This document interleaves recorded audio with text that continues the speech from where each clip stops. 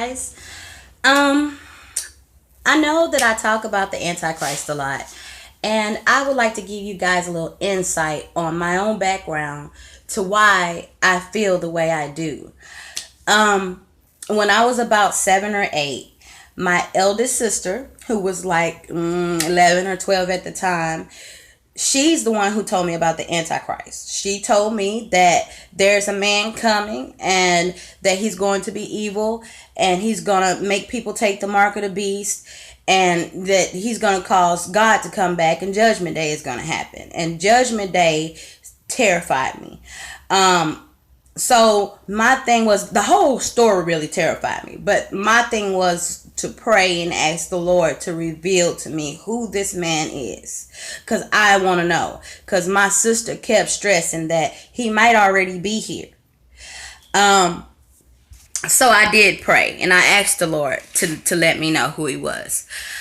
Shortly after that, I started having dreams that, I am talking to a man inside a limo. And I could never see his face, but he would always ask me, who am I going to serve? And I would say Jesus. And he would kill me. And so later on, when I turned 24, I started working for Acorn. Acorn is a nonprofit organization that Obama used to work for. And Acorn, back in 2005, took, I want to say, about 10,000 Katrina evacuees to D.C. to lobby for funding to rebuild New Orleans. And so when I went up there, Obama was giving a speech. I walked in the room while he was speaking, and it's like the hairs on my arms stood up. And I heard something say, "Leave the room." At the time, I wasn't just connected spiritually with God, so I really didn't understand it, but I listened. I left the room, and, that was one of the most awkward experiences that I've ever had. And it wasn't too much longer after that, about a year or two later. No, actually not a year or two later. Probably like 3 years later, I watched Obama become president of the United States. It's the way he came in.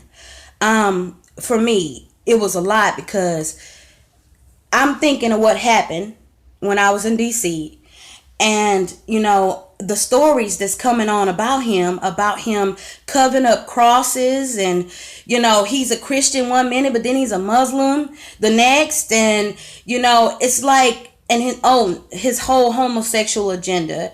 It's just everything that he was doing. I was watching everything. The whole Donald Young, the guy that was murdered, who was supposed to be Obama's lover. That was something that I'm like, why nobody's seeing this? Like, why is he able to be president if somebody's saying he killed somebody?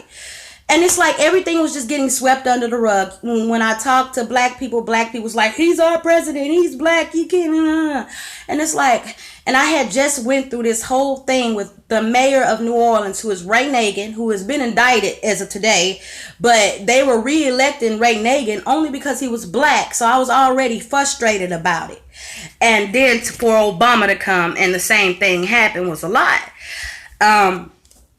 Not only that, I've been watching his activity with Israel and everything else. And, I know that God he wanted me to connect the dots with the limo. The limo is called the beast. The Lord wanted me to know who Obama was then by the car. Y'all, there are so many signs. When he became elected, the lottery was 666. His zip code is 60606. It's just so much. It's just so much connecting this man to the son of perdition. We have to be aware and keep our eyes open. I'm watching him like a hawk, and I hope you guys are too. The devil is busy, but he is a liar and he will be defeated. I love you guys, and I just wanted to tell you guys about why I'm so bent on who the Antichrist is. God bless you. Thank you for listening to me.